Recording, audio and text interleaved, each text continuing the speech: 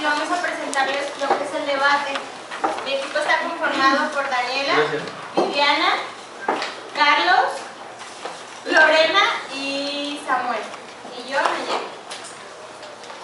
Les vamos a presentar estos 4 puntos: la definición del debate, los participantes y cada uno cuál es su función, la preparación y la estructura del mismo. El debate es un acto de comunicación de carácter argumentativo que consiste en la discusión de un tema polémico de 2 o más personas que tienen diferentes ideas y tratan de defender su posición. El moderador inicia una discusión. Él tiene que exponer en sí un tema, un objetivo. Tiene que hacer una introducción a través de un argumento breve donde envuelva al público. Termina el tiempo de cada participación. Tiene que tener para cada participante o cada posición alrededor de 3 a 5 minutos. Regula intervenciones. Tienen que ser concisas, que no sean repetitivas y que adentren al tema y a la idea principal. Provoca discusión. Provoca discusión en momentos apagados, retomando ideas principales y devolviendo esa énfasis, ese envolvimiento hacia el público y hacia los participantes. Y suaviza la tensión. Obviamente todo tiene que ser con calma y con mucho respeto. El secretario es uno de los participantes. Este solamente se encarga de tomar notas sobre los puntos relevantes de cada intervención que se hace. Parte a favor y parte en contra. Las dos partes defienden sus posturas con argumentos convincentes. Ajustan el tema de acuerdo a las refutaciones del contrario y esperan pacientemente su turno. Para preparar un debate principalmente se tiene que elegir un tema. Una vez que se eligió, se tiene que investigar sobre él para tener los elementos suficientes para refutar la argumentación del oponente, en dado caso. Después se elige un moderador y un secretario y las posturas que van a estar a favor y en contra de las personas que van a conformar cada una de ellas. Como estructura del debate, lo primero es una introducción. Las partes dan una posición de si estarán a favor o si estarán en contra. En el desarrollo es cuando ya se inicia la discusión, es cuando se argumenta el tema, cuando se toman las ideas principales y se sustentan en hechos verídicos, en cosas reales. Dentro del desarrollo se encuentra la presentación de argumentos con evidencias, la sesión interrogativa, donde las partes pueden hacer preguntas a la otra parte, y por último la reivindicación, donde la parte toma su postura ya en una posición fija. Como conclusión, pues el debate nos sirve para conocer las diferentes posturas en un determinado tema, por eso tenemos una postura a favor y una postura en contra. Y aunque en esta disputa normalmente realmente su función no es conseguir un ganador, normalmente vamos a ver que en la mayoría de los debates se hace lo que viene siendo una discusión para decidir quién convenció más, quién defendió más sus argumentos y sostuvo más sus ideas. Y es lo que al final al público lo convence. No es necesariamente decir yo creo que ganó el a favor o el contra, sino el que está en contra defendió mejor sus ideas que el que está a favor. Y en sí eso es lo que vamos a ver. Y enseguida les vamos a presentar una pequeña representación de lo que vendría siendo un debate breve.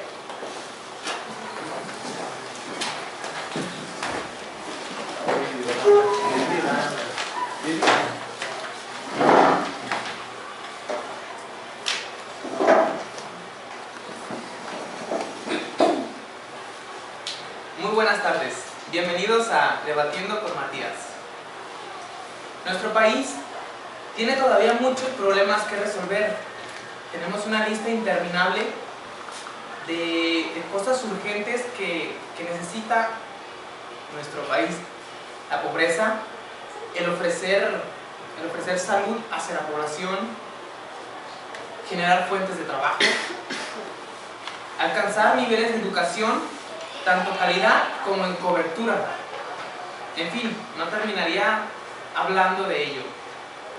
Pero por fuera de estos temas, hay algunos caracteres que, sin tener prioridad de urgente, son igualmente importantes a la hora de pensar en un país a largo plazo. Dudar es lo único que nos permite crecer. Aceptar las necesidades de nuestro entorno nos pone a todos en un mismo lugar. ¿Son necesarias las religiones? Ese será nuestro tema principal, al cual abordaremos, pero primero presentaré a nuestros expositores. Primero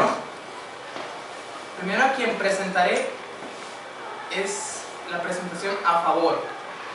Ellos son el ex sacerdote Samuel Villarreal, filósofo y maestro de la Facultad de Ciencias Sociales en Guadalajara. Y también a Cintia Nayeli Rodríguez, directora del Convento de Monjas Madres de la Provincia del Estado de Chihuahua. Por el otro lado, quienes opinarán en contra son Lorena Vizcaíno, doctora en física y autora del libro Universos sin Dioses, acompañada de la señorita licenciada en psicología Viviana Castillo, maestra de la Escuela en Psiquiatría de Colombia, Bogotá. Hemos convenido a la producción y a los miembros del debate que el público nos ayudará a juzgar la pregunta, conociendo qué es lo que piensan antes y después del debate. Votarán con 3 opciones. Sí, si están a favor en que son necesarias las religiones. No, si no tienen puntos o ideas principales de fundamentos para tener religión. Y un no sé si todavía tienen no tienen alguna opinión formada. Para la formulación de estas estadísticas y la toma de notas de cada intervención nos acompaña la señorita Daniela Ábalos. Bueno, ahora realizaremos la encuesta. Por favor, quiero que tomen 10 segundos de su tiempo y analicen. ¿Son necesarias las religiones? Necesito que levanten la mano aquellos que digan que sí son necesarias.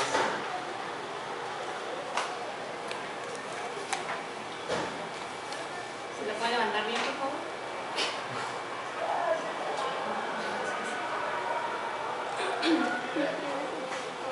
Bien. Ahora necesito que levanten la mano las personas que digan que no son necesarias.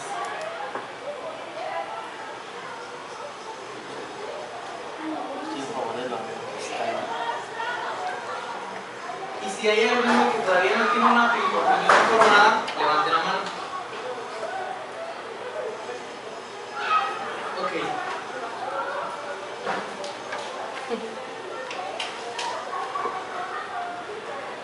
Ya tenemos nuestra gráfica en donde la mayoría, con un 53%, ¿verdad? Han fumado porque no son necesarias las religiones. Con un 47% han dicho que sí son necesarias. Y creo que es todo. Antes de comenzar, quiero dejar señalado a los expositores que tendrán 3 rondas de 2 minutos cada una para plantear y convencer en base a sus argumentos. Comenzaremos con la postura en contra. Comenzará el señor Samuel. Adelante. A favor. Perdón. Muy bien, pues como Matías ya ha mencionado, dudar es lo que nos permite crecer. En lo personal, yo en mi crecimiento opongo la duda de la existencia de Dios. Para mí, Dios es innecesario y al no existir una evidencia de que Él está presente, yo pienso que Él no existe. La existencia del mal nos implica algo contradictorio a ese Dios bondadoso y de clemencia infinita que nos muestran las diferentes religiones. Desde mi punto de vista, un mundo sin religión sería sin duda un mundo con más paz, más libertad y justicia. Esto lo digo en base a todas las barbaries que se han cometido en nombre de una religión o de un Dios. Entonces me pregunto yo, ¿cómo es que aún existen religiones? Es muy simple, porque las religiones son un mecanismo de poder. ¿Pero de poder para quién? Para los grupos dominantes, para que se pueda dominar a las personas que se consideran creyentes en diferentes religiones. Una creación desde el punto religioso o por medio de un Dios se ha considerado imposible, hasta cierto punto ilógica. Sin embargo, la física del siglo XXI nos presenta explicaciones de cómo se origina el universo sin la necesidad de un ser creador. Es ahí como nosotros nos damos cuenta que a un mayor conocimiento o mejor preparación hay una menor religiosidad, yéndonos, claro, hacia las licenciaturas, doctorados, maestrías. Entonces, hoy por hoy, podemos resaltar que una cultura superior debe estar basada en la solidaridad y en la colaboración, y no en el dominio, temor y explotación que hacen las religiones. En esa sociedad solidaria y colaborativa es que se puede prescindir de las religiones, viviendo en una utopía que ellas no nos permiten. Bien, gracias. Seguiremos con la oposición. Samuel, contarás en 2 minutos. Adelante. Bueno, el ser humano es un animal que ha roto con la animalidad. Al romper con esta animalidad, ha roto con el estrecho mundo de los sentidos y se ha abierto a un mundo universal. Desde ese momento se han perdido las creencias en las cuales tenían fe, que necesita un nuevo ámbito donde sea posible la vida. Este nuevo ámbito es necesariamente una cosmovisión que se expresa mediante la religión, mediante la filosofía, mediante los mitos y mediante la teología. En primer lugar, como mito o religión, el mito es religioso. La religión es mitológica. Siempre se expresa mediante narraciones simbólicas, las cuales tienen acontecimiento en el inicio. ¿Por qué? Porque deben fundamentar toda la vida. El ser humano es un ser esencialmente fracturado. Está fracturado con sí mismo, con la naturaleza, con la trascendencia, y la ciencia no puede unir esto que se fractura. La ciencia se puede fracturar solamente por una cosmovisión, y la cosmovisión es necesariamente mitológica, o sea, es decir, religiosa. No por nada en el momento de máxima fractura, como es en la muerte, es cuando se afirma más la religión de una persona. El tema fundamental es la fractura del ser humano, la búsqueda del sentido. Esta búsqueda de sentido no la puede dar la ciencia. Hay una confusión cuando se pretende que explicaciones científicas le den sentido a la vida. La vida o la historia solamente tienen sentido con una visión de universalidad. Y este sentido solo se le puede dar por cosmovisiones que ya he dicho antes, son religiosas o mitológicas. Gracias, Samuel. Ahora seguiremos con la postura en contra con la señorita Viviana Castillo. Es muy completa la exposición de Samuel, pero quiero concentrarme nada más en 2 aspectos de los que dijo. El primero de ellos, con respecto a la unión que hace entre los dos mitos, religión y filosofía, dejando a un lado la ciencia.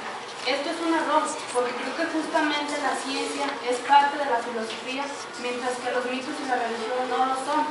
La ciencia y la filosofía comparten lo racional, mientras que los mitos y las religiones son totalmente irracionales. La ciencia es filosofía, la religión no. Por tanto, estoy en desacuerdo con esa unificación de mito, religión y filosofía. El otro lado, aún más importante, es que le quita a la ciencia el sentido de búsqueda de sentido a la vida. Estoy en desacuerdo con esto, porque primero tendríamos que ver qué es la búsqueda del sentido de la vida. La vida se mueve en un espacio matemático de 3 dimensiones: una dimensión científica, una dimensión ética y una dimensión estética. El hombre se mueve en este marco ético, estético y científico. Y la búsqueda del sentido de la vida es precisamente eso, como estarse moviendo en esas dimensiones y en esos ámbitos. La ciencia es una de las coordenadas fundamentales para dar respuesta a lo que es el sentido de la vida. Entonces es buscar el sentido de la vida no en las religiones, sino fuera de ellas. Gracias, Viviana. Por consiguiente, le cedemos la palabra a la señorita Nayeli. Si el mundo puede ser explicado científicamente o no, es un problema de la ciencia, no es un problema de la religión. Hoy el problema es el sentido que tiene la vida para el hombre y para la mujer. ¿Qué sentido de vida tiene la vida o el sufrimiento? Ahí estamos buscando una respuesta. Nos están preguntando si hay un Dios creador o no hay un Dios creador. Tanto es así que socialmente un Dios creador sería un Dios ocioso. Esto solamente en la categoría sociológica. El creyente de hoy deposita su fe en diferentes santos y no se plantea ningún problema de este Dios creador, porque este Dios creador no solo soluciona ningún problema, en cambio el sentido le da fuerza, le da una relación con lo simbólico, con el que creer, porque el símbolo es el creer en sí mismo, porque nosotros somos seres simbólicos. Por eso siempre nos proyectamos en cosas que nos identifican y nos dan fuerza. Es por eso que pasan los milagros, que al creyente le dan un sentido a su vida y que la ciencia nunca se los daría. Gracias, Nayeli. Ahora en esta tercera ronda daremos 1 minuto a cada participante para que hagan su conclusión. Comenzaremos con Viviana. Para responder preguntas sobre el sentido de la vida, no es necesario buscar en la falsedad de lo sobrenatural, en las religiones. El humanismo ateo brinda respuestas muy liberadoras sobre esto. Todos nacemos ateos. La creencia en Dios les es implantada en los niños aun cuando no tienen un discernimiento. Y estos, a su vez, cuando sean adultos, la transmitirán y la plantarán de nuevo a sus hijos. Según Richard Dawkins, la religión es como un virus que se extiende y se propaga. Para evitar ser contagiado, se debe de fomentar en el niño el cómo pensar y no en el qué pensar. Y como ya lo hemos dicho anteriormente, las estadísticas muestran que a mayor nivel de estudios se disminuye la religiosidad. Es claro que el ser humano necesita pertenecer a algo. Puede ser un equipo de fútbol, pero pertenecer a una religión en sí no es malo. Lo malo es cuando en nombre de esas religiones o por los dioses de esas religiones se cometen las barbaries que a través de la historia se han cometido y que se ha comprobado mediante los registros históricos de esos hechos. Si existiera una religión atea, que no existiera por un dios o para adorar a un dios, sino por el sentido sociológico de pertenencia, yo me uniría. Sin embargo, así no son las verdaderas religiones, las reales, por las que estamos hablando hoy. Estas están hechas para adorar a un dios y es ahí donde para mí está el error. Gracias. Nayeli, Samuel, dispondrán de 1 minuto cada uno para su conclusión. Como tú lo has dicho, la religión es necesaria para lo cultural y lo socialmente, ya que estas han contribuido al fortalecimiento de las sociedades, han sido eficaces herramientas para la sociedad para organizarlos más eficazmente. Esta forma de organización ha permitido competir con otras sociedades.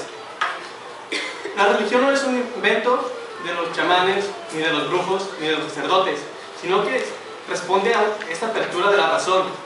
Y ahí nacen las narraciones mitológicas y religiosas. La ciencia solo otorga conocimiento, y ese conocimiento da poder. ¿Cómo se utiliza ese poder? No depende de la ciencia, depende de los valores éticos. O sea, una cosmovisión. Una cosmovisión, ya lo hemos mencionado en muchas ocasiones, es religiosa. O sea que la guerra, los campos de concentración han sido el fermento para que la ciencia avance. Es un instrumento de poder que se puede ser utilizado para el bien o para el mal, pero eso no depende de la visión científica, sino de la religiosa o filosofal.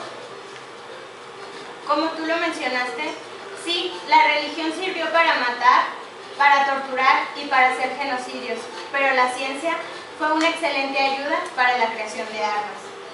Es por ello que las religiones son necesarias para el ser humano. Necesita creer en lo divino para volverse humano, y Dios es aquello que nos hace plenamente más humanos cada día. Gracias. Ahora que quiero que vuelvan a analizar ese punto central que tenemos, que si son necesarias las religiones. Necesito que vuelvan a levantar la mano aquellos que sí están a favor de esa pregunta.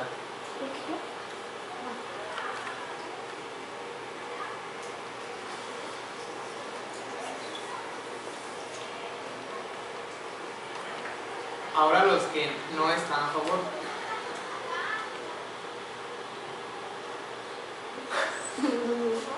Dale, levántala ahí, ya, para ganar más. No sé, no entiendo. Y si todavía no tienen una postura bien formada, levanten la mano.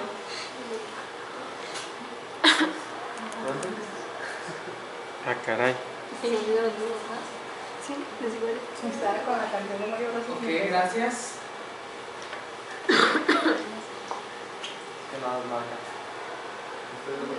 Ahí estás, está viendo ahí. Están ustedes dos. ¿Por qué salió un alumno más esta vez?